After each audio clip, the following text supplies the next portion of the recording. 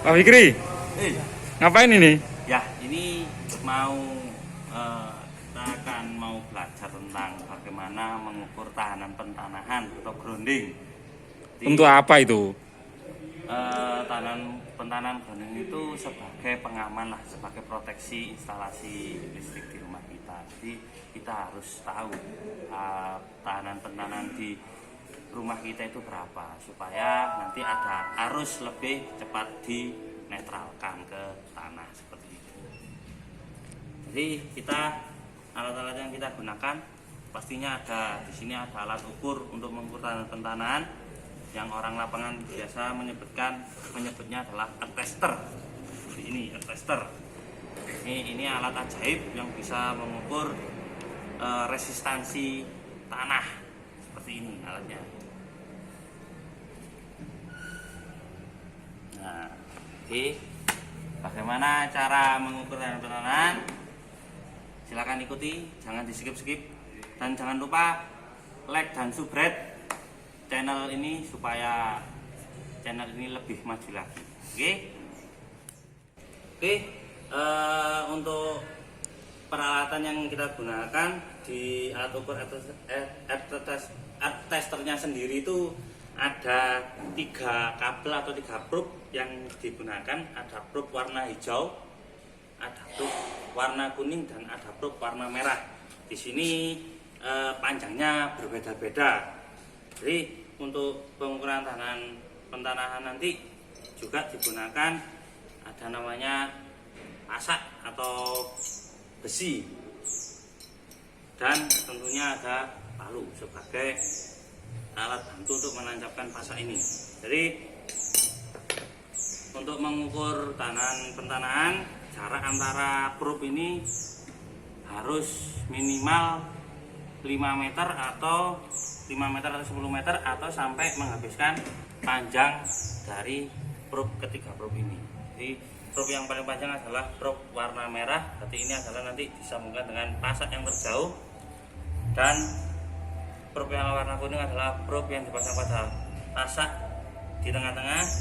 Yang hijau adalah probe warna hijau, ini nanti akan dipasang pada kabel BC atau pada ground yang terpasang pada ground root. Ini kabel grounding dengan tipe kabel BC seperti itu. Sebelum kita menggunakan alat ukur, lebih baik kita harus membaca buku panduan atau panduan penggunaan alat ukur yang ada pada di balik tutup alat ukur ini tersebut. Jadi seperti itu. Yang paling bagus adalah kita harus membaca. Jadi tata caranya kita tidak mengira-ngira, tapi sudah ada panduan pada tutup peralatan tester tersebut. Jadi yang pertama kita harus mengecek baterainya. Jadi di sini ada selektor, kita harus pilih baterai cek dulu. Setelah itu ini untuk mengetes, untuk tombol pengetesan. Nah, ketika jarum masih berada pada daerah deadgood ini, berarti alat ukur ini siap digunakan. Tapi jika jarum ini masih kurang, tidak berada pada di deadgood ini, berarti alat ukur ini belum siap digunakan, harus diganti baterai terlebih dahulu. Seperti itu. Ya.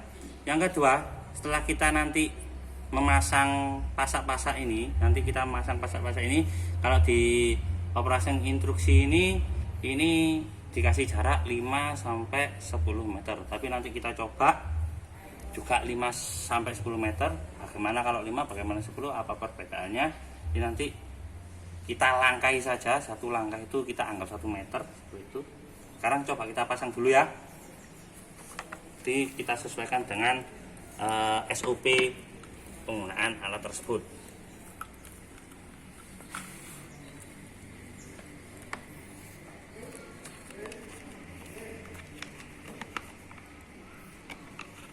Jadi ini kita pasang dulu probe-nya. Probe warna hijau pada huruf E ini, dan juga ada warna hijaunya.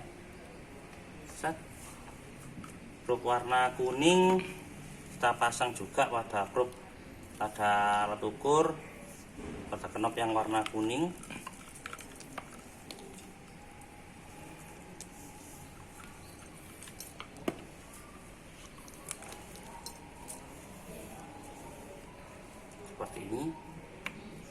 Dan terakhir pipe yang paling panjang sendiri warna merah.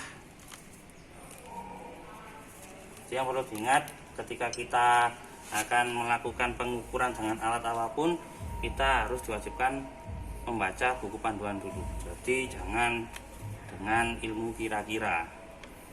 Jadi seperti ini kita pasang. Setelah itu pipe warna hijau ini ada capit bahayanya, kita pasangkan pada kabel DC atau kabel yang terhubung dengan ground root atau batang grounding.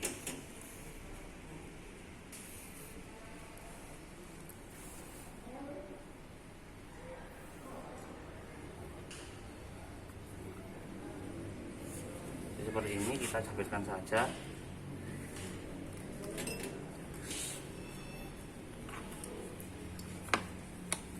Setelah itu kita ukur untuk memasang pasak dari posisi ground root ke pasak yang pertama itu sejauh 5 meter. Terus untuk pemasangan juga diingat harus lurus, harus sejajar dengan ground root, tidak boleh zigzag. Jadi harus lurus, harus tegak lurus. Jadi kita ukur dulu sepanjang 5 meter. Dari jarak ini kita jangkai saja.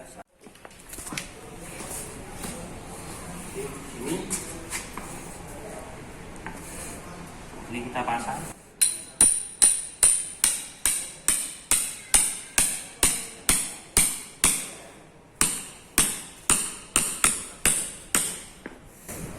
Terus kita ambil lagi pasangnya juga.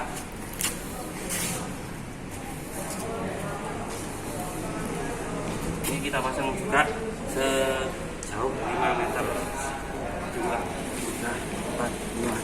Oke, sini. Kemudian kita cari lubang yang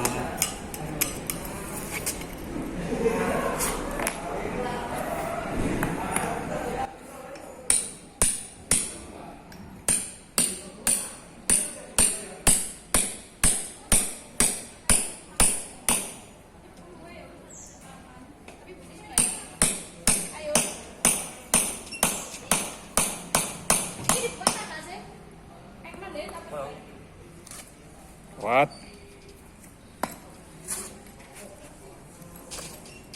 Oke, setelah kita masang pasak-pasak dengan jarak 5 meter, setelah itu kita pasang kabelnya.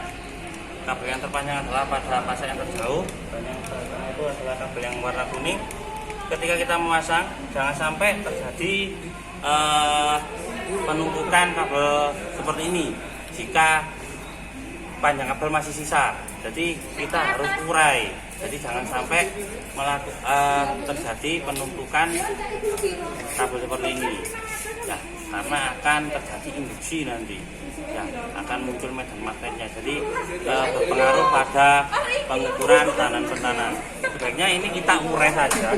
Jadi tidak perlu dibentuk-bentuk zigzag, tapi kita urai saja supaya tidak membentuk kumparan. Jadi kita urai saja seperti ini.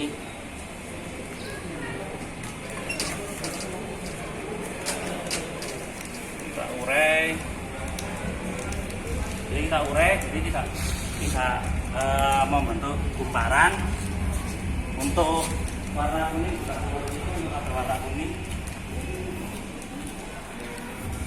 Jadi untuk penumpukan seperti ini kita urai saja. Cukup kita urai saja. Nah, ketika sudah memasang pasak-pasak, kita kembali ke alat ukur. Terus bagaimana cara pengoperasiannya? Mari kita kembali ke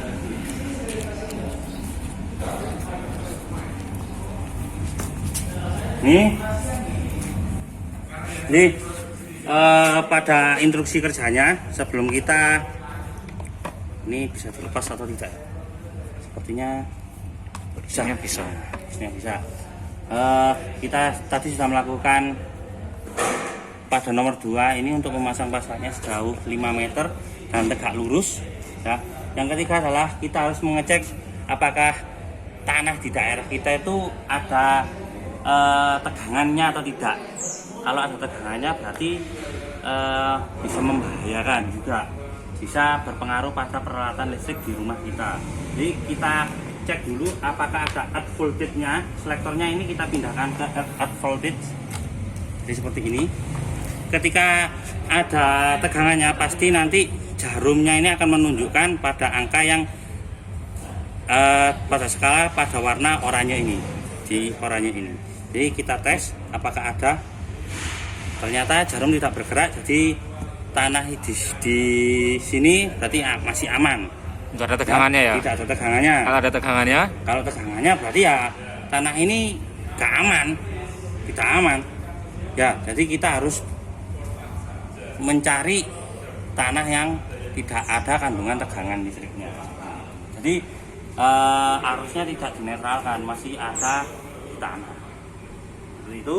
Setelah itu kita lepaskan locknya. Setelah itu kita masuk ke nomor 4. Di sini kita harus sebelum pengetesan kita harus memilih selektor dengan pengali resistan yang paling besar. Di sini karena di sini pengalinya yang paling besar adalah kali 100 ohm, maka kita pilih kali 100 ohm. Supaya 1000 apa? ya? Kali 100 ini. 100 ohm. Oh iya. Kali 100 ohm supaya apa? Supaya kita juga menjaga keamanan pada peralatan ukur kita. Jadi supaya nanti lonjakan gerakan jarum tidak terlalu besar. Jadi kita memilih selektor yang paling tinggi dulu. Setelah kita selektor paling tinggi dulu, setelah itu kita tes dengan cara menekan locknya ini. Kita tes. Nah, di sini sudah menunjukkan angka. Di sini menunjukkan angka 1 dikali 100 berarti tahanan pentanan di sini masih 100 ohm. Dan tahanan pentanaan yang dianjurkan di sini yang baik adalah kurang dari 5 ohm, tapi di sini masih 100 ohm. Jadi seperti itu. Berarti jelek ya? Ini jelek, pasti dipastikan jelek. Solusinya gimana? Solusinya ini? seperti ini. Jadi untuk memperbaiki tahanan pentanaan itu ada banyak.